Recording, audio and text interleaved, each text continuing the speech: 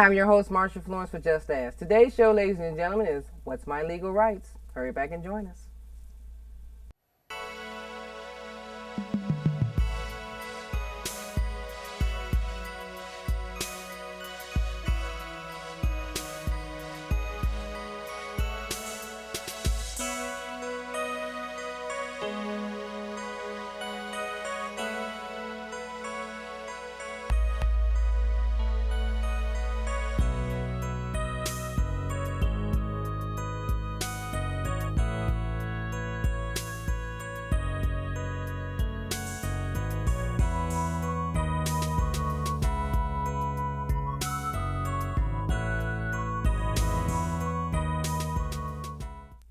Hi, I'm your host, Marsha Florence for Just Ask. Today's show, ladies and gentlemen, is What's My Legal Rights? And we have with us Wayne County Circuit Court Judge herself, Deborah Thomas. Good morning, Judge Thomas. Good morning, Marsha.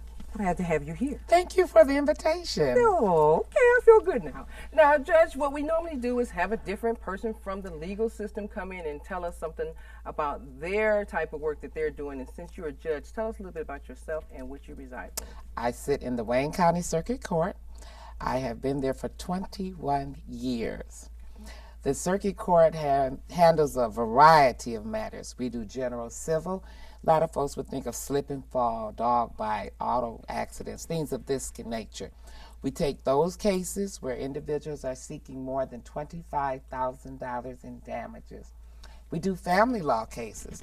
So we're talking about divorce, custody, visitation, also paternity cases. We also handle felony criminal matters. A felony is any offense for which you can receive a year and a day and more of imprisonment. So we do the felony cases. And we hear appeals. We hear appeals from the district courts, which is basically your city courts. Mm-hmm. We hear appeals from some administrative agencies. And the circuit court is the highest trial court in the state. Wow. Okay. All right. You got that, ladies and gentlemen? All right. So tell us a little about what is restorative? Restorative. Restorative. Restorative justice. Okay, what is restorative justice? Restorative justice is something that we're trying new in the courts. It's not a new concept. It's just finally people are giving more attention. But the process is a healing process, so that when people have a conflict, when someone has been injured, when the individuals, we try to bring them together in a supervised setting and to discuss what happened. And one of the questions that we will ask is of the person who caused the harm, what were you thinking when you did that? And then the injured party oftentimes will get an opportunity to explain the full ramification. Say a person steals an automobile. The injured party can say, well, I wasn't able to go to work. I couldn't get the children to school. I missed doctor's appointments. And so it helps to enlighten the person who may have caused the harm as to the full ramification. Also, we're including what we call treatment courts. So we have mental health treatment courts, where we assist individuals in receiving mental health services. We have drug abuse treatment courts, where we help individuals receive services and treatment. We have veteran treatment courts, and that's one of my favorites. I started the Veterans Treatment Court for Wayne County, and it's the largest treatment court for veterans in the state of Michigan. And each individual receives a treatment plan specifically designed for them. So if housing is the issue, we address housing. Substance abuse, mental health, employment, each person is looked at as an individual. I would like to start a treatment court program for victims of human trafficking. Wow. Michigan has been identified as second in the country for recovery of victims of human trafficking. Second? Second in the country. Okay. So there's certainly a need. And so we're trying to put together a panel countywide of all of the organizations that provide services, so that when we have individuals who are in the court system charged with crimes, but they are victims of human trafficking, we can design a treatment plan for them. restore the individual. Restore. Okay. And then and in doing so, you restore families. And in restoring families, you restore communities. Now, how long has this program been in effect? Most of the treatment courts are 2 years in duration. And they really became more widely used, I would say, within the last 6 to 8 years. The Veterans Treatment Court programs, I would say, within the last 4 to 5 years. Okay. The human traffic treatment, we don't have in Michigan. They have one in Ohio, but we need one here in Michigan. So my goal is to have one in place, or at least starting the process within the next 12 months to a year. Okay. That's wonderful. I mean, a lot of the things that you just mentioned, I'm sure our viewers will be, pleased to know about, because they're trying to figure out how to get services, where to get services. So in the question of where to get services, how do they know, or where do they go to start to get those type of services? In my courtroom, okay, I keep files of various community service programs, treatment programs, housing programs. One of the most difficult problems that I run into are young people between the ages of 17 and 22 who are homeless. And there are only 2 programs in Wayne County that provide shelter, housing for young people between the ages of 17 and 22. So I'm constantly looking for those types of programs. Also, the way our court system is currently designed, it's unfortunate, but oftentimes we cannot provide services for people who have a substance abuse issue until we've seen them the second time. And you would love to say, well, okay, we've identified a problem. Let's get the treatment. Let's get them restored. Let's get them healthy before there's a second offense. I would also like to see an expansion of providing services, connecting people with services in our family division. Far too often, when the family break down, there is a problem with alcohol, drugs, mental health, gambling. So if we can help in family law situations of connecting people to services, we can protect families, preserve families. And I think that's what the court should be about. But you know what, in listening to you, it seems like you're very compassionate about the people that you see.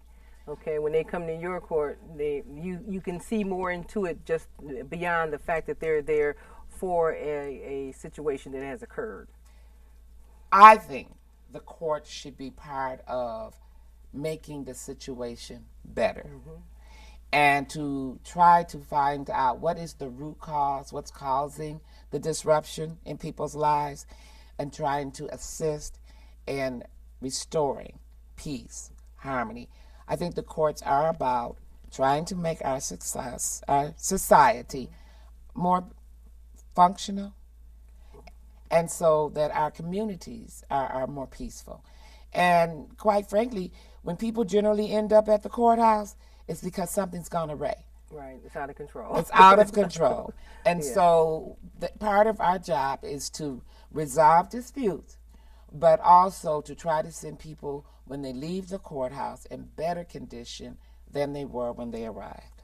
Okay. Well, I tell you what, Judge, we're going to take a break and come back with some more good information on what's my legal right in Judge Thomas' court. Okay, we'll be right back. Until all our daughters are safe. Until all our children have families. Until all our families have homes. Until all our parents are cared for. We'll be here.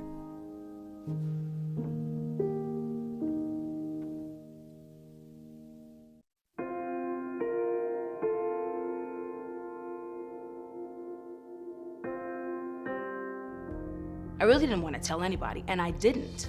Hiding sadness makes you more and more sad. If you're strong enough to just open your mouth, that's all it takes. The healing is in me and can also be extended to others. Giving voice to what you're feeling is part of the healing.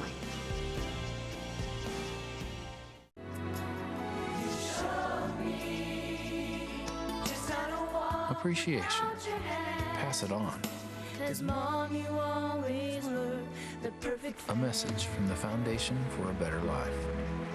Everybody needs a helping hand. Take a look at your fellow man. Tell me, what can I do today? Courtesy. Pass it on from the Foundation for a Better Life.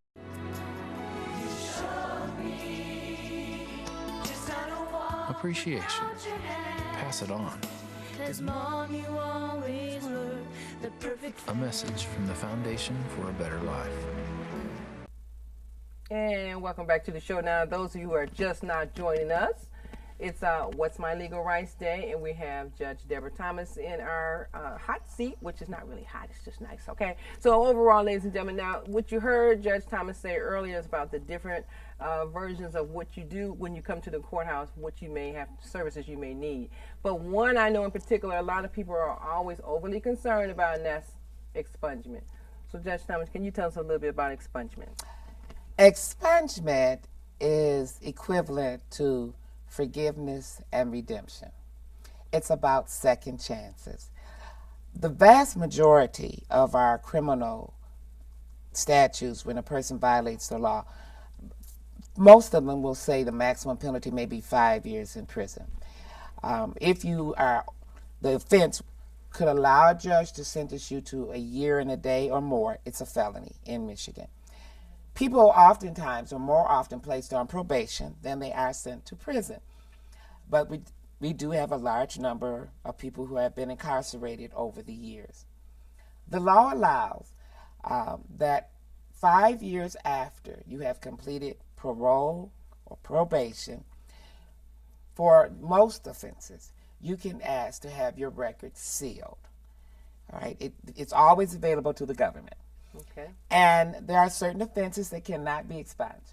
Life offenses cannot be expunged. Such things as carjacking, your homicides, those cannot be expunged.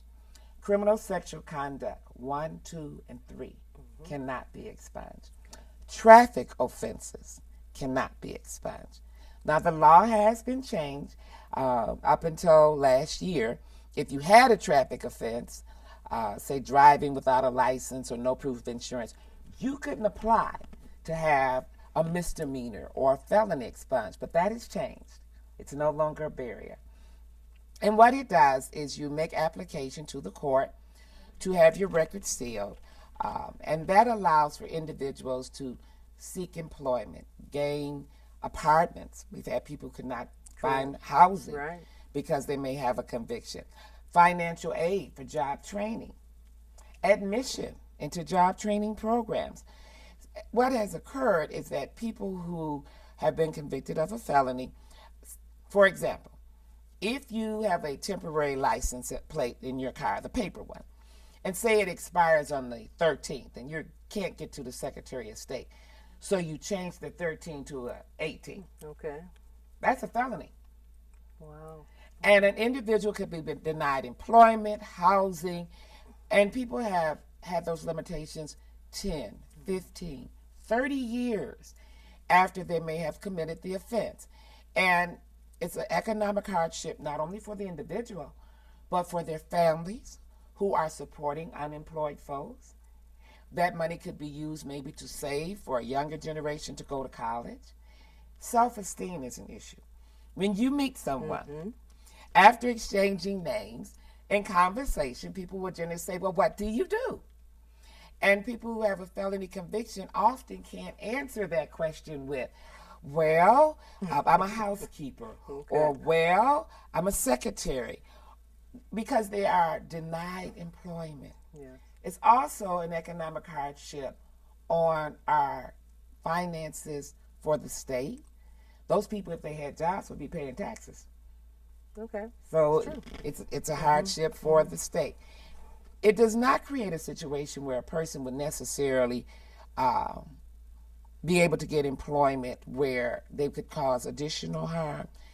During that 5-year period, they have to demonstrate that they have been rehabilitated. Okay, because I was going to ask you, does that mean good behavior? So if you haven't had any run-ins with the law, may have went to school or tried to and everything, that will give some privilege to have that expunged. But it requires even more. Because in court, the question will be, what have you done to give back to society since coming off of probation or parole? Have you volunteered your services anywhere?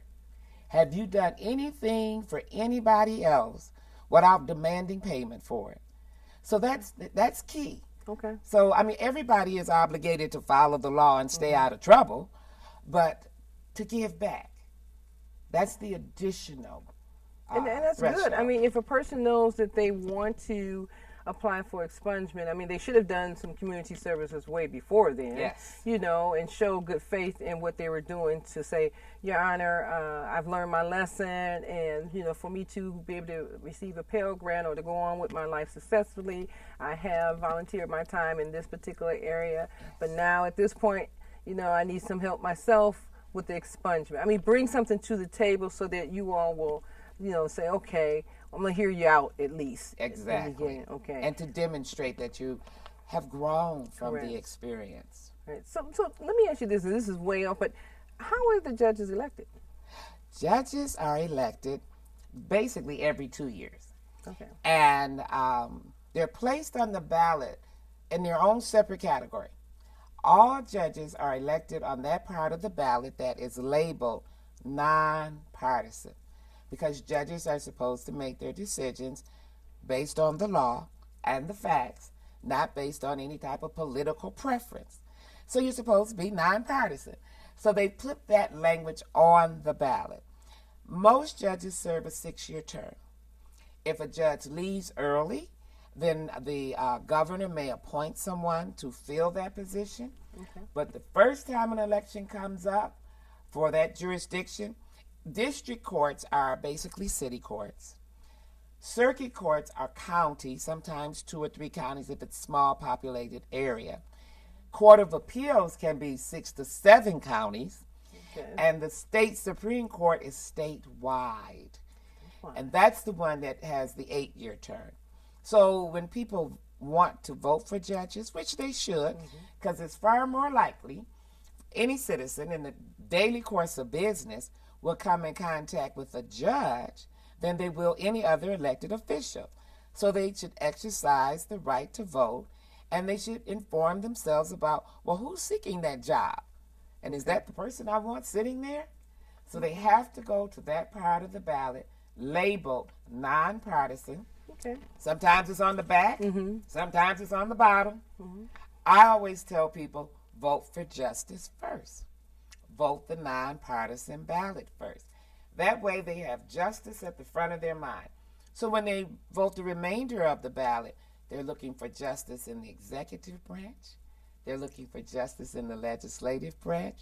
They want justice out of all 3 branches of government. Okay, justice. Okay. Well, and I'm glad you enlightened our viewers about that, because a lot of people don't know how judges get their seat. You know, Right. You just know when you see one, okay, I'm hoping this is a good day, or I hope, you know, I can get through this moment, and they're not sure who they voted for, if they even voted. And the judges who are currently in the job often will have the word incumbent under their name. Okay. And so people, they don't know who they're voting for. They'll just vote for the incumbent. Well, when I got my job, I ran against the incumbents. Oh, okay. Yes. So now That was the first time anyone had run against incumbent judges in 50 years. But I wanted to see a change on the court. 21 years ago, African Americans represented 50% of the population in Wayne County. But in our circuit court, which heard all of the family law matters, all of your general civil, some criminal, we only had 3 out of 26 judges who were representative of that section of the population. And I thought that we should have more. So I ran. and you made a difference. And I made a difference. That's what I like about you. All right, Judge Thomas. We'll be right back, ladies and gentlemen. We'll be right back. Good stuff. We'll be right back.